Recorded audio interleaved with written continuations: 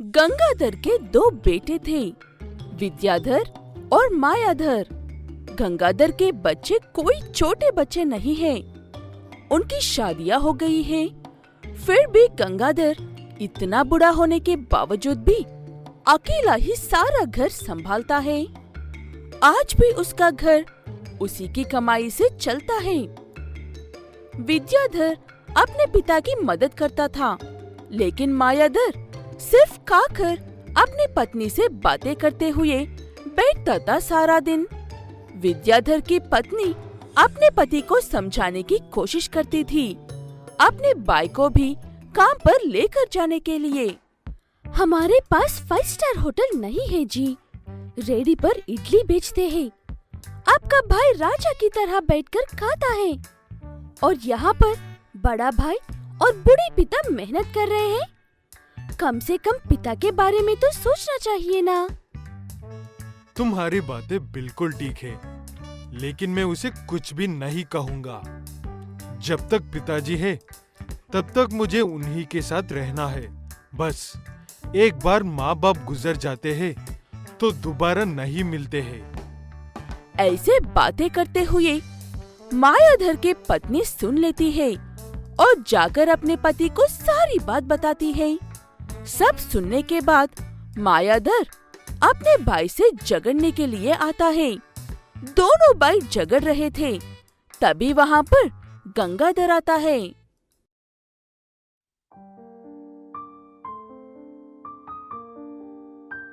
मैंने आज तक तुम भाइयों से कुछ नहीं कहा और ना ही कुछ मांगा है, सिवाय कभी झगड़ना मत। इसीलिए मैंने तुम्हें कभी काम करने को भी नहीं कहा था। मेरा वक्त हो गया है बच्चों, मैं अब और काम नहीं कर सकता हूँ। ये कहते हुए गंगाधर नीचे बैठ जाता है और वहीं पर उसकी मौत हो जाती है। विद्याधर को अपने पिता के जाने का दुख था और उनके अंतिम संस्कार की फिक्र थी, लेकिन मायाधर और उसकी पत्नी को अपने हिस्से की फिक्र थी। भाई, अंतिम संस्कार तो रुकने नहीं वाला है। क्यों ना हम पहले ही जायदाद के बंटवारे के बारे में बात कर ले। वैसे भी पिताजी ने इस घर और अपनी रेडी के अलावा कुछ नहीं छोड़ा है। ये कैसी बातें कर रहे हो भाई साहब आप? भले ही पिताजी का देहांत हो गया है, लेकिन उनकी आत्मा अब भी हमारे बीच में ही है। जब तक हमें हमारा हिस्सा नहीं मिलेगा, तब तक अंतिम संस्कार नहीं होगा। पिताजी ने तुम्हें इडली बनाने का हुनर दिया है। मेरे पति को बैठकर खाने के अलावा कुछ नहीं आता है, इसलिए वो रेडी आप रख लो और ये घर और संपत्ति हम रख लेंगे। ये कहते हुए मायाधर और उसकी पत्नी सारी हदें पार करते हुए अपने पिता के अंतिम संस्कार को रोककर सारी संपत्ति अपने पास रख लेते हैं और विद्याधर और उसकी पत्नी को एक रेडी देते हैं। विद्याधर को सिर्फ अपने पिता का अंतिम संस्कार अच्छे से करना था, इसलिए वो अपना सब कुछ छोड़ देता है और बहुत अच्छे से अपने पिता का अंतिम संस्कार करता है। अंतिम संस्कार तो हो गया है। आप लोग अब तक यहाँ पर क्या कर रहे हो? अपनी रेडी उठा और निकलो यहाँ से। ये कहते हुए मायाधर और उसकी पत्नी विद्याधर और उसकी पत्नी को उन्हीं के घर से निकाल देते हैं। विद्याधर की पत्नी परेशान होते हुए अपने पति से पूछती है कि अब वो कहाँ पर जाएंगे और कैसे रहेंगे। तब विद्याधर कहता है कि उसे काम करना आता है, वो कैसे भी जी लेगा, उसे फिक्र अपने भाई की है। ऐसे विद्याधर एक छोटा सा घर किराए पर लेता है और अगले दिन से अपना काम शुरू कर देता है। विद्याधर को सभी लोग जानते थे, इसलिए उसके व्यापार को चलने में ज्यादा वक्त नहीं लगता था। लेकिन मायाधर को अपने भाई को खुश देखकर बहुत जलन हो रही थी, इसलिए वो चुपके से अपने भाई की इडलियों में कंकर भर देता है।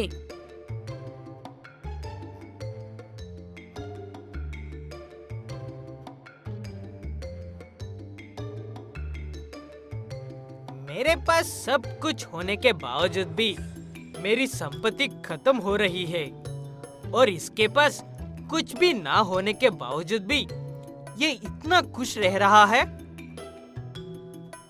ये कहते हुए मायाधर अपने ही भाई को बर्बाद करने की कोशिश करता है, लेकिन वो जितने पत्थर अपने भाई की इडली में डालता है, वो सारे पत्थर सोने के पत्थरों में बदलते हैं और सोने के पत्थरों के जितने पैसे होते हैं, उतने पैसों की संपत्ति मायाधर के घर से गायब होने लगती है। पता नहीं ये सारे सोने के पत्थर कहाँ से आ रहे हैं। शुक्र है कि सारे गांव वाले अपने लोग ही हैं, इसीलिए लौटा कर जा रहे हैं। अब हमें किसी चीज की कमी नहीं है। अपना ये खुद का घर खरीदकर एक अच्छी होटल बना लेते हैं।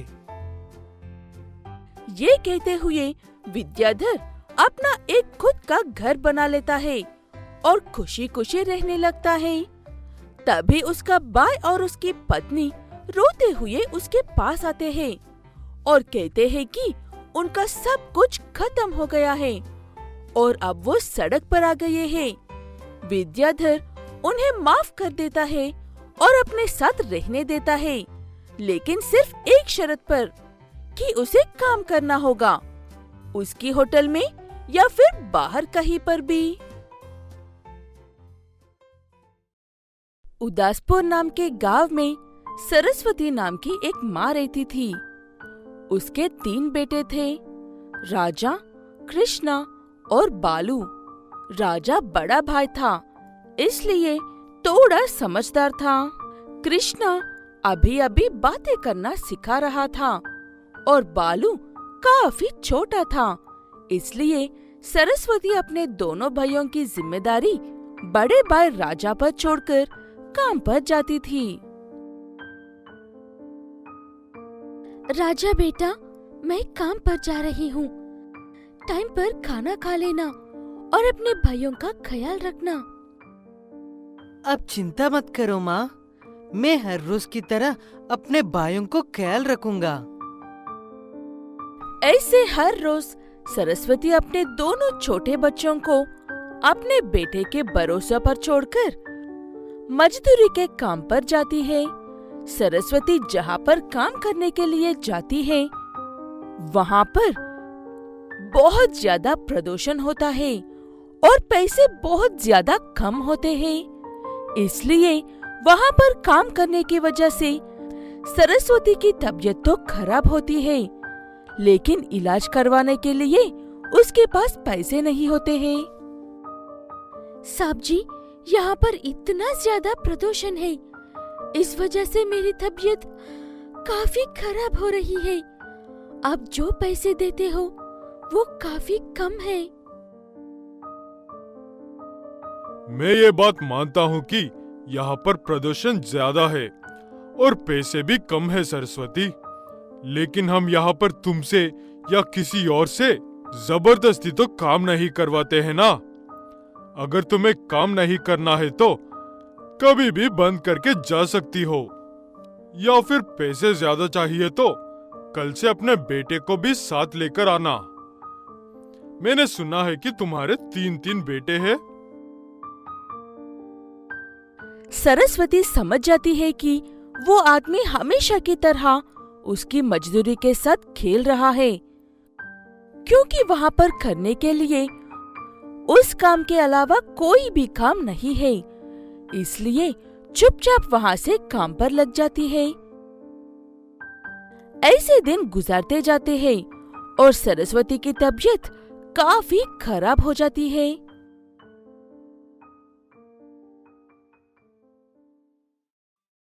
माँ, आपको क्या हुआ है?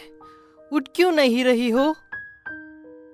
मेरी तबीयत खराब है बेटा, इसलिए मैं उठ नहीं पा रही हूँ। तुम चिंता मत करो मुझे कुछ भी नहीं होगा। थोड़ा सा आराम कर लूंगी तो ठीक हो जाऊंगी। सरस्वती ऐसे कहती तो है, लेकिन उसकी तबीयत बिल्कुल भी ठीक नहीं होती है। घर का सारा राशन खत्म हो जाता है। कृष्णा और बालू भूख की वजह से रोने लगते हैं। माँ, मुझे भूख लगे है, खाना के लिए कुछ दो। सरस्वती अपने रोते हुए बच्चों को देख नहीं पाती है, इसलिए बड़ी मुश्किल से ही सही, लेकिन बचे कुचे राशन से थोड़ा सा खाना बनाकर खिलाती है। वहीं पर खड़ा राजा वो देखकर चुपचाप वहाँ से चला जाता है और वहाँ से सीधा सरस्वती जहाँ पर काम करती है वहाँ पर जाता है। साहब जी, मुझे काम चाहिए, मैं अभी काम करने को तैयार हूँ। लालची मालिक उस छोटे बच्चे को भी काम दे देता है। राजा अपने काम को इतने अच्छे से कर रहा था कि वो देखकर लालची मालिक को भी हैरानी होती है। इसलिए वो राजा के पास आकर पूछता है कि कौन हो तुम? इतनी छोटी उम्र में एक बड़े आदमी की तरह काम क्यों कर रहे हो? ऐसी क्या जरूरत आ गई है पैसों की? तब राजा अपनी माँ सरस्वती और दोनों छोटे भाइयों के बारे में बताता है। तब उस लालची मालिक को समझ में आता है कि राजा सरस्वती का बेटा है और सरस्वती के बच्चे इतने छोटे हैं और उसकी तबीयत सच में काफी खराब है। मैं बेवकूफ हर बात को अपने स्वार्थ के लिए या मजाक में लेकर इंसानियत का मतलब भूल रहा हूँ। मुझे तुम्हारे घर लेकर चलो। पता नहीं तुम सच भी कह रहे हो या नहीं। ऐसे कहते हुए वो व्यक्ति राजा के साथ उसके घर जाता है। वहाँ पर एक भाई खेल रहा था तो दूसरा भाई रो रहा था और सरस्वती जमीन पर पड़ी हुई थी। उस घर की ऐसी हालत देखकर लालची मालिक की भी आंखें भर आती है और वो सबसे पहले डॉक्टर को बुलवा लेता है।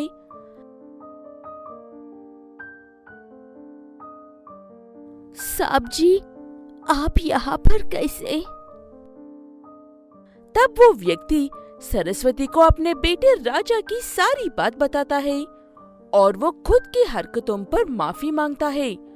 डॉक्टर आकर इलाज करके जाने के बाद वो व्यक्ति सरस्वती को कुछ पैसे देकर अपनी तबीयत पूरी तरह से ठीक होने के बाद ही काम पर आने को कहता है।